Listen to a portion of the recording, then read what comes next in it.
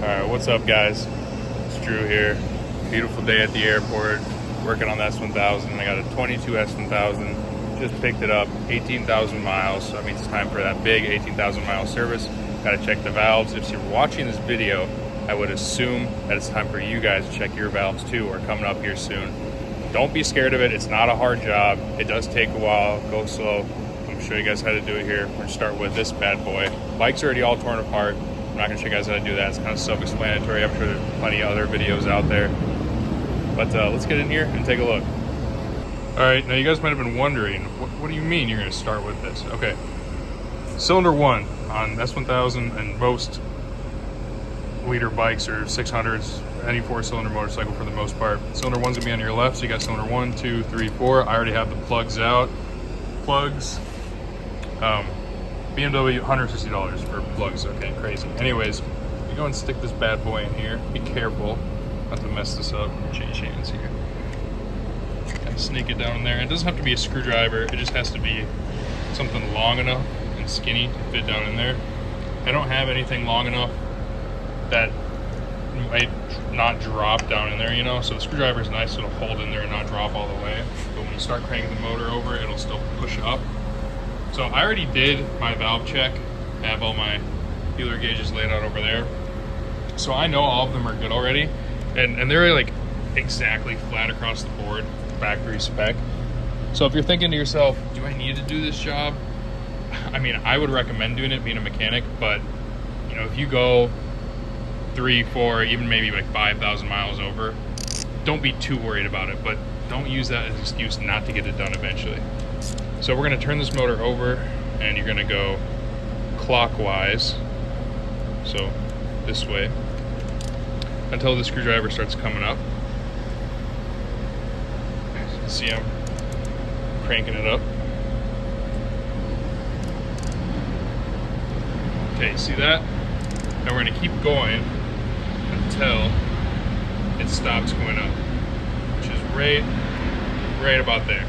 It doesn't need to be perfect because there's a radius of about this big on the cam lobe on the bottom side that's going to show all the exact same spec for your valves. So you just need to get it till the screwdriver stops going up. You can just take this bad boy out of there then. You're done with that, set it over, whatever.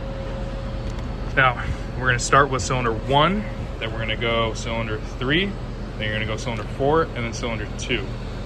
So I'll show you here quick what to do with cylinder 1. Alright, so we're going to start with this guy. I just got these off Amazon. I think I paid $8 for this kit. On my bike, which is a K67 2022, it is 0.2 millimeters to 0.14 millimeters, or 0.14 to 0.2. So this is 0.203 millimeters, pretty close. And that's for the intake side. So we're gonna go ahead and just slide it down. We're gonna slide it, here we'll do this side first. Slide it down in here. And you can see how it's not going under that. You can see in there too, it's kind of harder to see here. But you just stick it in there and it's not going, it'll just bend. Go one size smaller, this is a 0.78. So this is good. This is what I think about all of mine were. And then, as you can see here, it will slide in there. I know it's really hard to see, but you can feel it. There you go. See how it slides in there? And it's tight too, not too tight. You don't want to force it in there. So that means we're right on with that spec of whatever this feeler gauge is. This one's kind of being a pain. Sorry about the bad videoing. This might be a little smaller here. Nope, there we go. Slid down in there. I know it's hard to see, but you can see I'm moving it. So that's cylinder 1 intake valve. Intakes are going to be on the back, exhaust is going to be on the front, you know, right where your manifolds are. So the exhaust manifold is, I don't quite remember. Here, let me check. All right, exhaust manifold is 0.2 millimeter to 0.26. So we'll start, I like to start in the big end and work my way down. Just so, because it's never going to be too small, right? Because they wear and it gets bigger, so I always start on the big end. 254, pretty close to 2.6. So the exhaust one's a little bit harder. You can see right here, though, you can get a better view. That valve tappet right there. Go under the cam, and that one's not going in. So we're gonna go 254. The next one I have down is 229. Grab that one. And let's see. And that one's starting to go in. Not quite all the way though. It's going in and it's getting pinched up. Try the other side here. It's really gonna be really hard to show y'all. I kind of just do this one by feel. Yep, same thing, it's starting to go in but gets stuck.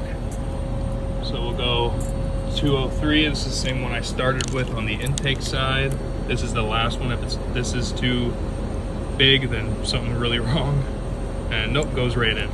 And it's too loose actually. So we're somewhere between 203 and 229. If I can get this thing out of here. All right, come on, bro. Are we?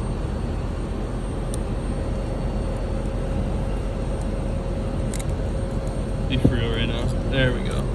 Same thing on this side. Yep, went right in, pull it out.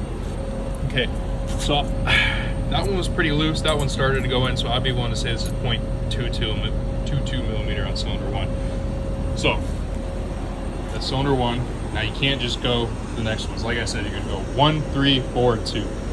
Before you do that, skip to number 3. You're gonna come back over here and you're gonna wanna rotate this 180 degrees. Exactly. And that's pretty damn easy because all you're gonna do is get that ratchet straight up and down like that. Give her a crank. Come on. 2, straight up and down again. Right like that.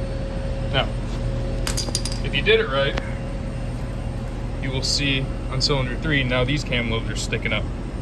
So because they're sticking up, you get the bottom here, which is that radius I was talking about, touching the valve down there. And that's where you can slide your feeler gauge in. So I'll show you guys one more time.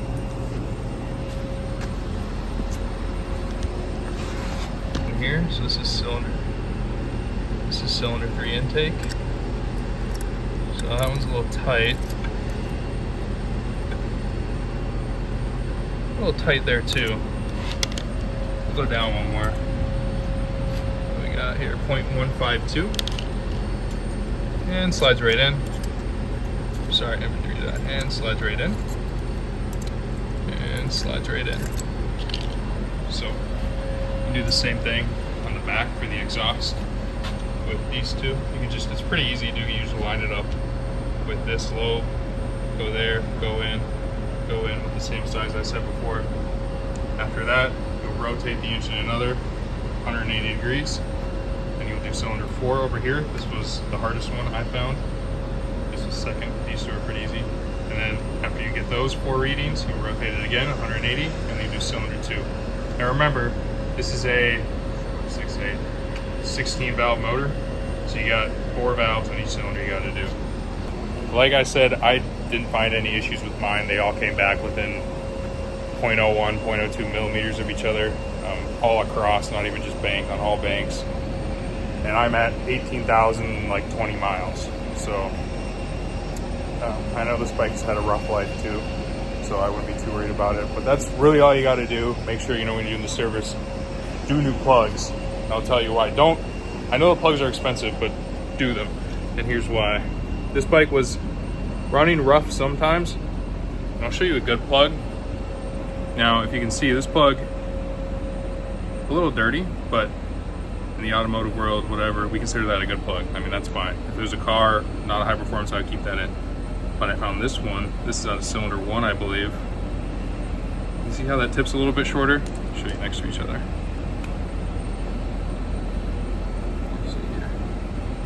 See those?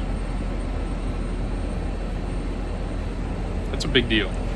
That can cause bad things to happen. I think that was my problem with it running rough sometimes, mainly on cold starts. But yeah, I don't know, guys. Do that.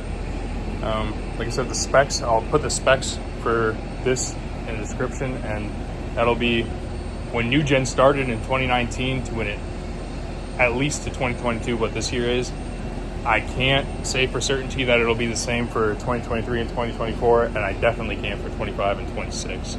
So look up those specs. It's pretty easy to find them. Just look them up online for your specific bike. But this is how you do it on all the S1000s, older Gen 2.